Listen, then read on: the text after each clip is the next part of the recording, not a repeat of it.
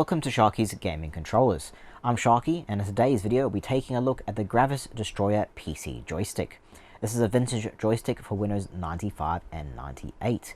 But before we go into the joystick itself, let's have a look at this box.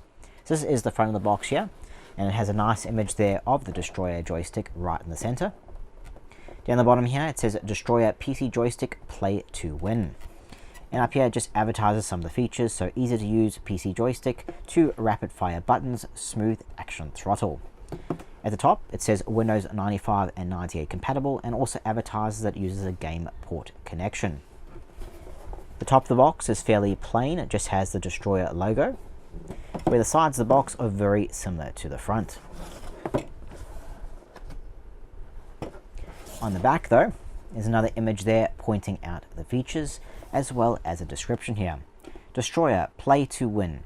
Annihilate the opposition and take control of your favorite game with Destroyer from Gravis. Drive your score to new heights with lightning quick response and pinpoint control.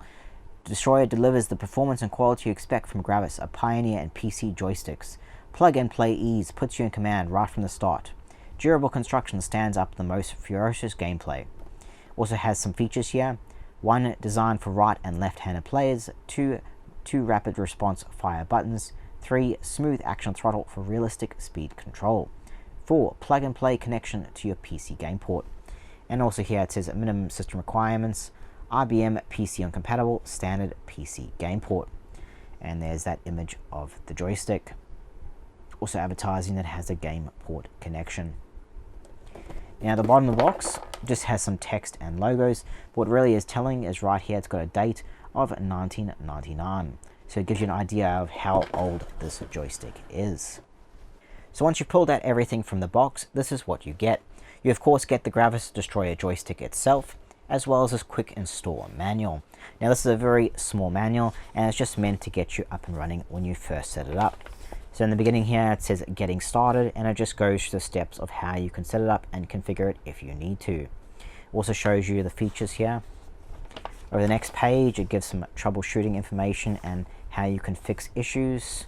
There's also information about support and warranty. Now this is the Gravis Destroyer joystick. So this is a gameport joystick, so it has the 15-pin gameport connection here. Now it's a very unique looking joystick. Just look at that weird looking shape. It's got these kind of wings going out here with the center piece here with the throttle. And then of course you've got the stick and the 2 buttons. That's the front of it. The side. Back. The other side. The bottom. And of course this has these little non-slip pads on there as well, so it doesn't slide as much when it's sitting on a desk. The top, and of course in the back here you can also see Gravis Destroyer, but it is a bit worn off since this is an old joystick. Now going into this features. First off, this is an ambidextrous joystick, which means that you can hold it with either your left hand or your right hand. It doesn't matter. Either way, you can get away with it. Now in the center here, you've got a throttle. This is a smooth action throttle, so it's very smooth when you actually use it. You can push it all the way up to go full speed and all the way down to go no speed. There's actually a little raised portion right in the center here that you can sort of use as a little lever. And of course the wheel itself is textured, so even if you don't press that, you can still use this to move it as well. And it is very smooth. It's a very smooth action. There's no sound, and it just easily goes there, and of course you can notch it in between wherever you need to control your throttle.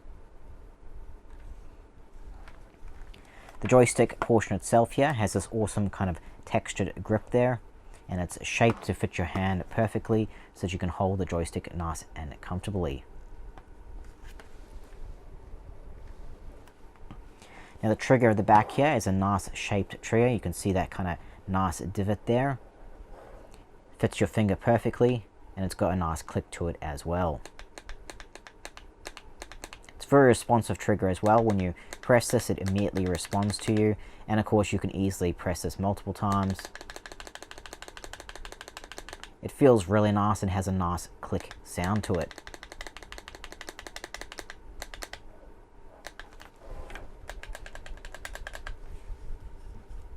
Now in the front here, you've got this like rubberized little portion here, and this is so you can rest your thumb on where it rests on this top button. Now this is a button up here, but it kind of acts like a trigger. It's got a nice shape in the center there where you can rest your thumb, so it fits really nicely. Now when you press this, it does have a click to it, but it does feel a bit spongy.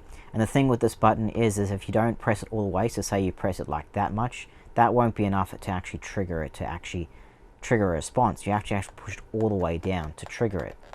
So it's spongy and it has a bit more resistance than what you think you would need, so you always have to make sure you have to press it all the way down to trigger it.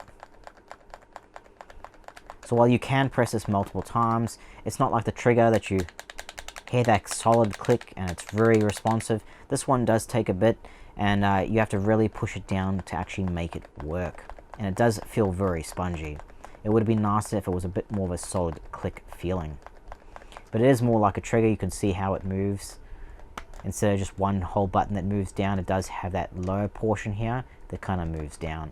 And you can press in the center as well, or the bottom here. It'll still trigger regardless of where you press it. You just got to make sure you press it hard enough that it depresses all the way down.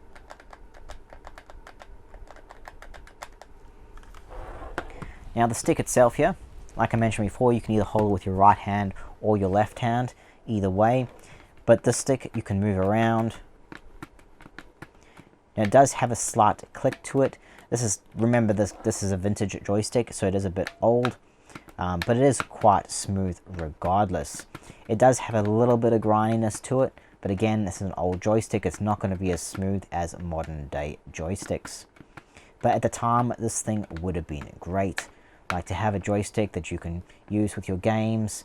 You can sort of hold your stick with the one hand, put your other hand here, control the throttle, fire. So you could play this with all different types of games, including flight simulation. Now, a 2-button joystick probably wouldn't handle up today, since most games need more buttons than that, but back in the day, this thing would have been ideal, whether you were a flight sim enthusiast or you were just wanting a joystick to play some random game with. It's pretty good, and Gravis does make nice joysticks. Obviously, by today's standards, this thing would not hold up. It's not as smooth, and of course, this button is far too spongy.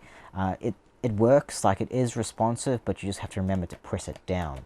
So while it was probably pretty good back in the day, I would say the button could have used some improvement.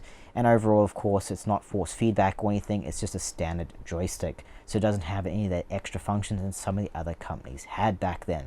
But still, it's a quite cool looking joystick, and it looks really strange, especially this design, but it is very comfortable. So when you hold the stick and you put your hand on here, this gives you somewhere to rest your hand so you can easily control the throttle. So while it is a bit strange and a bit weird looking, you think that it wouldn't be comfortable, it actually is very comfortable. The actual joystick itself is ergonomic. It feels really nice to put your hand on those grips there. It lines perfectly. Trigger's nice and easy to reach. Same with the button. And this just gives you that little rubber piece, just gives you a bit to get your thumb to rest on. So it is very comfortable while you're playing. So you could be easily playing, resting your hand here. And if you don't want to press the button, you can sort of rest your thumb on that little rubber piece so you don't press the button and just hit the end trigger. So overall, it is pretty comfortable. It is a weird joystick, it is a weird shape, but Gravis has done a good job at designing this, and as a vintage joystick, it is definitely one of the premium joysticks that were released back in that era. So that was the Gravis Destroyer PC joystick. This is a cool vintage joystick. Now, of course, because it's vintage, it won't compare to modern day joysticks. But back in the day, this thing would have been pretty cool. Now, it would have been probably middle of the road. It wouldn't be right up there, but it's definitely a premium built joystick. Definitely better than those kind of small boxy joysticks, the really kind of cheap trash that you bought back in that era. This thing would have been a dream in comparison to those things. But I think Gravis have done a good job. It may look weird, but they've made it ergonomic. It's very comfortable to use. You can reach all the buttons really easy, and the buttons are responsive. Even though this top button is a bit spongy, it is still responsive and nice to use. The throttle as well is very smooth, and it would be quite nice to use as a throttle in flight games. So overall, I think Gravis have done a good job with this. Now, like I mentioned before, this won't compare to modern day joysticks, but as a retro joystick, I think it's quite cool. And the kind of weird shape makes it all the more interesting. It definitely has a very nice look to it, a very kind of interesting and unique look. But overall, I think Gravis have done a good job, and if you like retro joysticks, then this thing would be pretty cool to add to a collection. But of course, a 2-button joystick wouldn't really work well with modern day games, just not enough buttons realistically. So probably not good for playing modern games, but definitely good for going back and playing some old games. Now, of course, this wouldn't be the top of the line old retro joystick. There are definitely some higher, more premium builds that came out in the same era, but I would say this would be middle of the road. And as a middle of the road joystick, I think it's pretty cool and very unique. Anyway guys, if you like this video, hit that like button as it helps out a lot. Feel free to subscribe as I'll have heaps more gaming controllers and accessories up very shortly. While you're at it, hit that notification button and share this video with your friends. And if you want to support my channel, then go ahead and press the join button below the video and become a channel member. You'll get monthly perks, and of course the extra support really helps me out a lot. Thanks again for watching guys, I'll see you in the next one.